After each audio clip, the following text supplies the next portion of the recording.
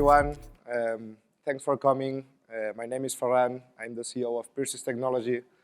And today we are going to talk a little bit in the technical way, because it's a developer summit, on how we implemented data notarization system on top of XRPL. And in this case, how we applied this framework or this way to do the things on top of the XRPL for the land registry we made for the government of Colombia. So let's get started. First of all, I wanted to make a quick reflection about some topics or some interesting benefits of blockchain technology for the public sector especially, aka intrinsic benefits of using blockchain technology that completely independent of the use case you are applying or you are trying to solve, you always get that. And most of these benefits are very good for the public sector. I think it's something it will get quite a good traction over the next years. So first of all, one benefit of blockchain technology is the optimization of processes. Basically, we can save intermediation costs if we are doing well. This efficiency is quite important, especially in the public sector, where all the resources has to be very well spent, because any extra cost that goes here cannot go to a hospital or cannot go to education or whatever. So I think this is important, and if we establish this in a good way, that could be a good benefit. As well, and probably the most important one, is the high auditability. Blockchain is transparent, or we would like to have a blockchain transparent. So for the government, they need to be audited, they need to be transparent with the population, we need to be fully open on that. So I think this is something really great.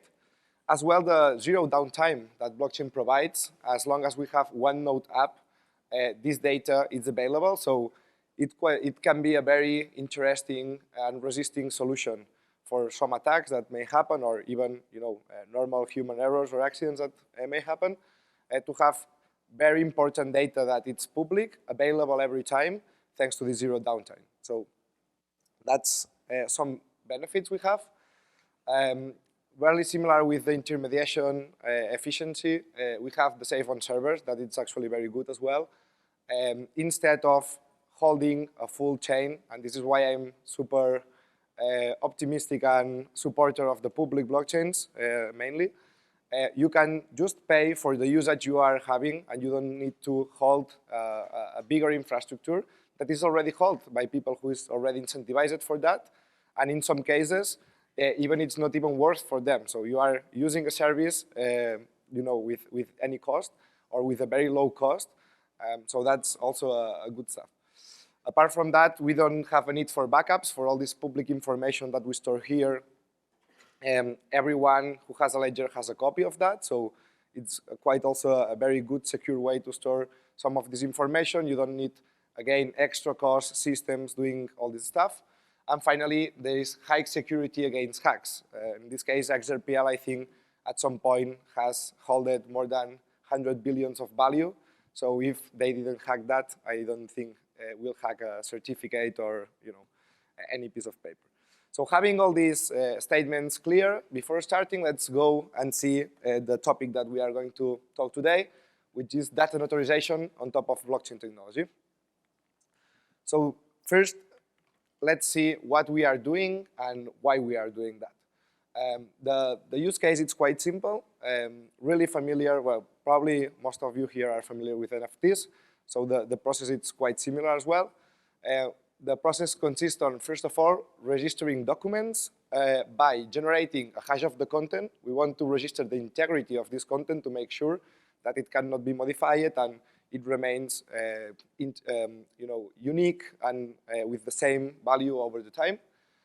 Then we put a link to external content. As probably most of people here know, blockchain is not a very good solution to store big content, documents, etc. So we can put link to external content. Sometimes these two ones together, for example, in APFS, the same link, it's the same hash. But in other cases, maybe you are interested in saving this data in Amazon Web Services or in other cloud, and then you can still put the integrity here.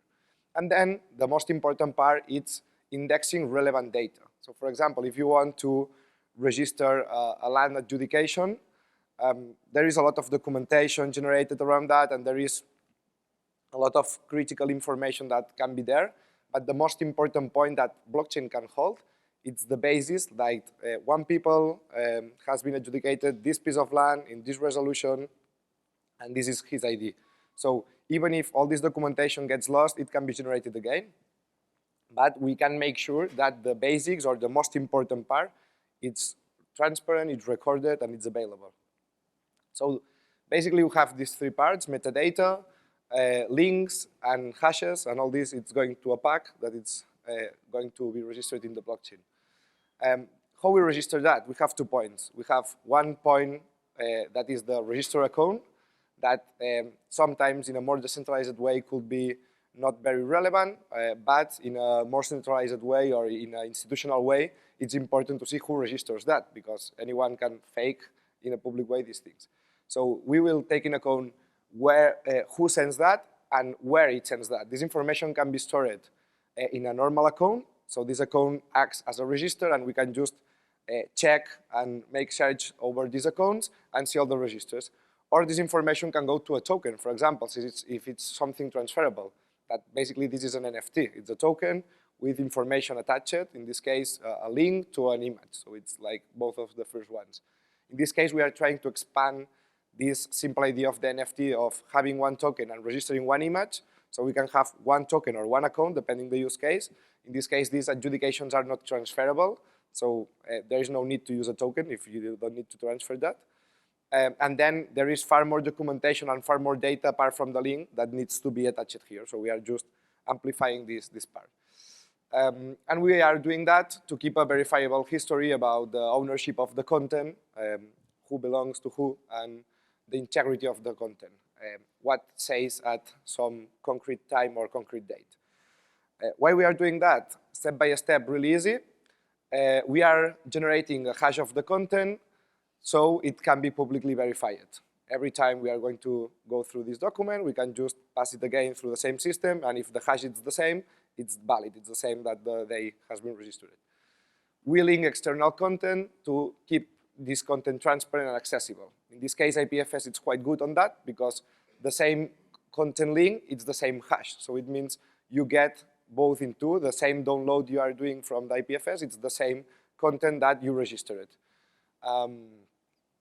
And we index the relevant data to make sure it lasts in time. So even if there is any problem, any political problem, or is there any technical problem, whatever, this register will be there. Anyone in Ripple, in XRP community, in government, anyone can delete this data once it's written down. So this is a guarantee for the citizens. Then we assign this information to accounts or users, in this case, to validate the issuing entity. So if we are working in the government, it's important to check and validate the issuing entity, because if not, I can just copy the format and send a transaction, and I'm getting a piece of land. So we need to check that, obviously, it's a validated entity. And this is quite simple, just having a validated address that it's published, and everyone can check that. And the receiving entity, in this case, it's just an account, so it's a simple register, so we only read from that. If you register that in another account, it will not be read, because the front-end side needs some place to check what's going on. And yes, we are doing the ownership and the integrity to make sure the content is verifiable during time and its own content.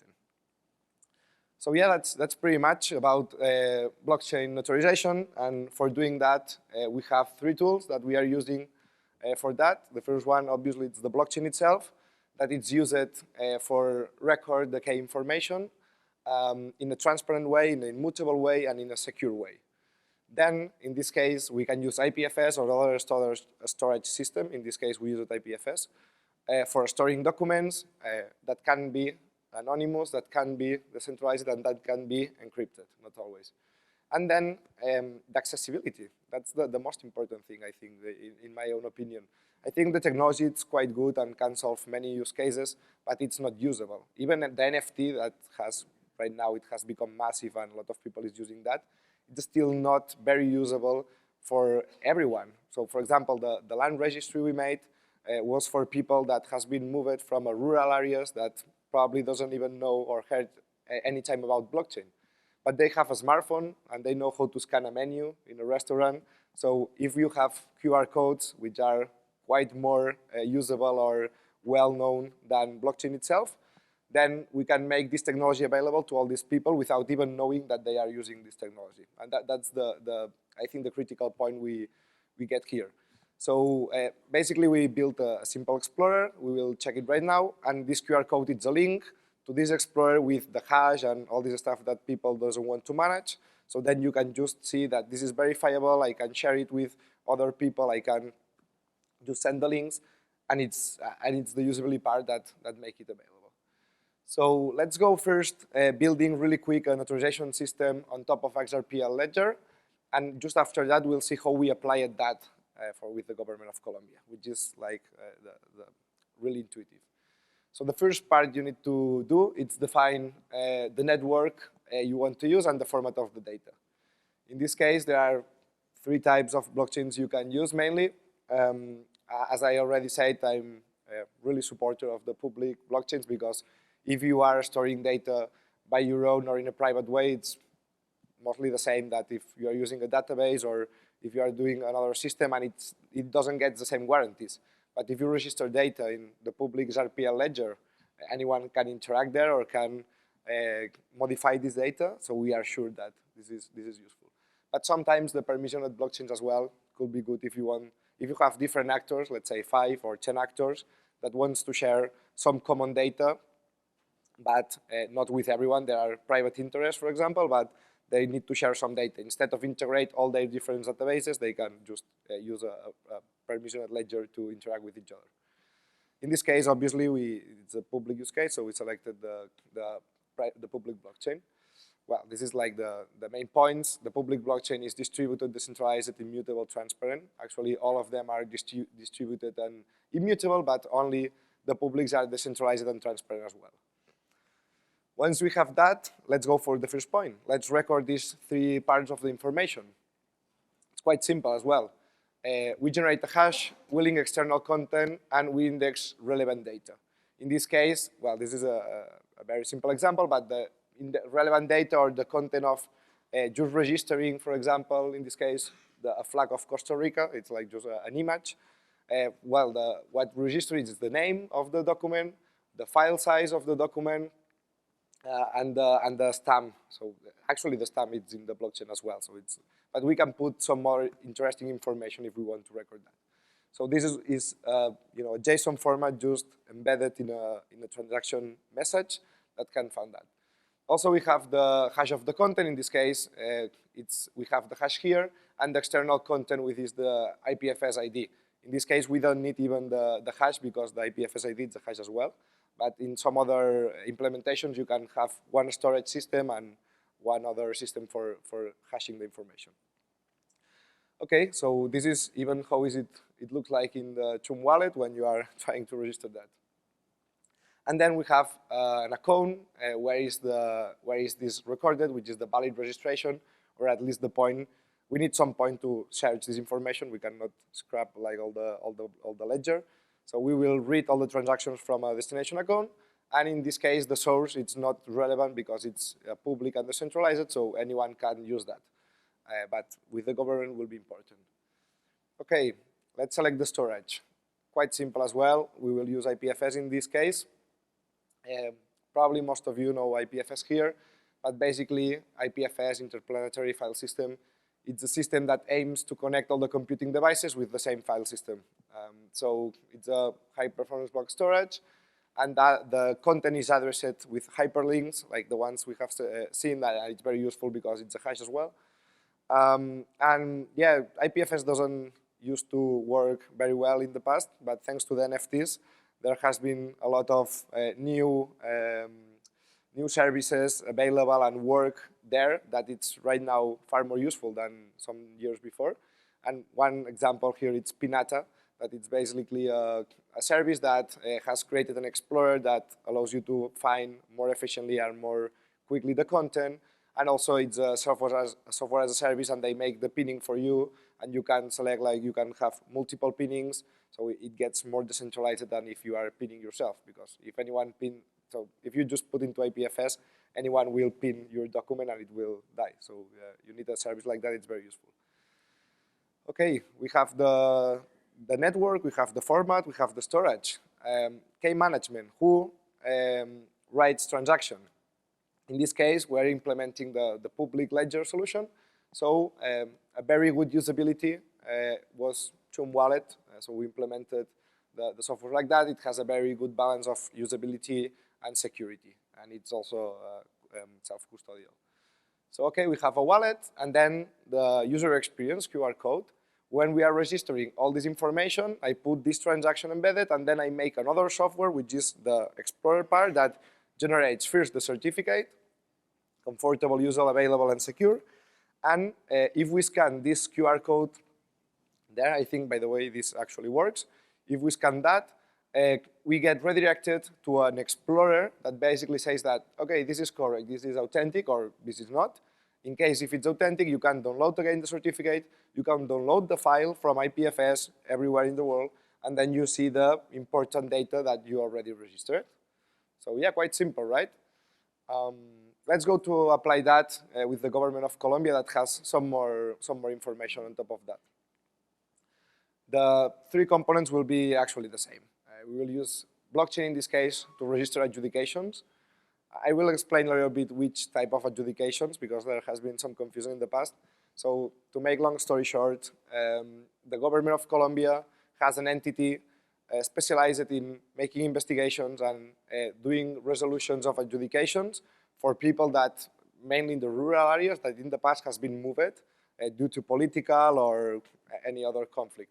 So basically, these people had a piece of land, they have been forced to move, and when all the political conflicts has disappeared, they are willing to recover their houses and their territories, etc. So that's a problem, because it's happening sometimes, and it could happen again, and then you need to investigate again, and it's quite a problem, right? And potentially could be problems with, with corruption, with whatever, that we need to trust the government. So we say, okay, that's yours. It will be yours in the future. Why? Well, how you know that? So that's just the first part we are adjudicating now. Once all the legal and investigation has been done, it generates some documentation that says that this belongs to you, and what we are doing is pouring this documentation already generated to make sure that doesn't need to be generated again. So it belongs to you. You will be able every time to demonstrate that internationally to a third party, whatever. Because anyone can delete it from the XRP ledger, even if you has interest in that. So we are using blockchain to register these adjudications, the key information as well. The QR codes, it's just repainting the certificate you already sent. That basically when they deliver this resolution, they deliver some documentation. So right now, even if it's digital or physical, we are delivering as well a certificate that has all this information, has a QR code, and you can use that. And then we have IPFS in this way to store some documents. So we are not providing the full storage of this documentation because I'm not sure if IPFS is prepared yet to be the only custody of that. But it's a good tool to provide quick access. So we are, with all the documentation that has been generated, we are using IPFS just to store the most important and interesting documents for the end user, so the people in the street, to make sure they can download the map and they can download the official document. The rest of the documents can be regenerated again. And they have the custody, but the important information is already stored there. Okay, so having that, let's go to the same process right now. As you can see, it's a little bit more information here, but it's mainly the same. We generate a hash of all the documents. In this case, I don't remember all exactly, but there are, I think, 7 types of different documents. There is the resolution of adjudication. There is the map, that can be 10 maps of the piece of land. There is notifications. There is the ID. There is, the entity, the beneficiary. So there are a lot of documents generated during this investigation process, and we are registering all them by the hash. So we make sure that any document, it's duplicated, it's reused again in another in another case, or it's, there is no adjudication that it's not generated for new or good as well. So we make all the hashes to make sure that each adjudication is unique. Then we link the external content. The only usable external content for the end user is the adjudication, which is like the legal document saying, the public document saying everything, and the map. Because we are registering here the number of the piece of land, but by a number you cannot make sure that it's exactly this area. So a map is quite useful for demonstrating to a third party that, okay, it's the same place, etc. And then we index relevant data. And here it's quite simple. We index the information we want to know. We index that in the adjudication number X, we are adjudicating the property or the register number X by one entity to one beneficiary with one ID. So that's quite simple. We know that one piece of land has been adjudicated to one beneficiary with one ID by one entity and with under this number. So this is pretty much straightforward. So here basically we have the same format. We have the adjudication, the matricula immobiliare is the number, and then we have all this data, and then we have all these document hashes and only two hash IDs. I think this is not the final one. We have hidden a little bit some information. All the information is public, so it potentially can be everything public. But we have hidden some information a little bit to make sure that it's available, but it's not displaying just in the Explorer as plain text. Okay, so once we have that, we are registering that to an account, a destination account, with JAX as the official registry right now. We are only reading the information in this account. If you are sending transactions to other accounts, it can be used to test or whatever, but the official ones are registered here. And the measure here, it's quite important because the land registry in this case has generated its private keys in a private way, and they got a public key, which is the one published as the official one to make that. And then all the front-end softwares can recognize the transactions of the software. So it makes also quite useful because you can just search the address on the Explorer and see the activity, what's going on there. And the subdirection in this case, there are different areas that can do that. In this case, we started by doing just one global account for all, but we can potentially do one different account for each subdirection, so we can split it a little bit more, the responsibilities and activities, etc. Well, IPFS the same for the storage. In this case, we are not using Pinata. We are implementing its own node, IPFS node, to make sure that it's getting up every time, but you can potentially use also other services. And then the wallet, obviously, the government officials will not use Chum wallet. It's a little bit quite technical still. And it's not secure, as much secure as well. So basically, the most secure wallet is the paper wallet. So they generated and they are holding the paper wallet in their own. And then we have the application for making the resolutions. It's a desktop application, completely offline, where in the first instance they put the private key and it gets encrypted with a password. So even in the computer, never it's stored the private key as it is. So also for the other officials that can use that, they just need to know the password. They can access and work on that, but we'll never have the final access, so we can change the password anytime with the private key. So in this way, it's the maximum security we can guarantee there if they don't lose the paper wallet. So yeah, the certificates are quite the same. We have put them in a more human-readable way. So we put the important information there, and then the proofs and all this stuff. Finally, I have 20 seconds. So for the benefits, we have complete transparent processes for the entity. We can just check their address in the Explorer and see what's going on there. The citizens doesn't need to trust a government or doesn't need to trust anyone. They just need to trust mathematics and the public ledger. So it's quite good. We avoid counterfeit content because we have the register of everything. It lasts over time and it's incorruptible. So that's it. Integrity, duplication, guarantee audit, 100% of time, and no friction of use. And that's pretty much all. Thank you very much.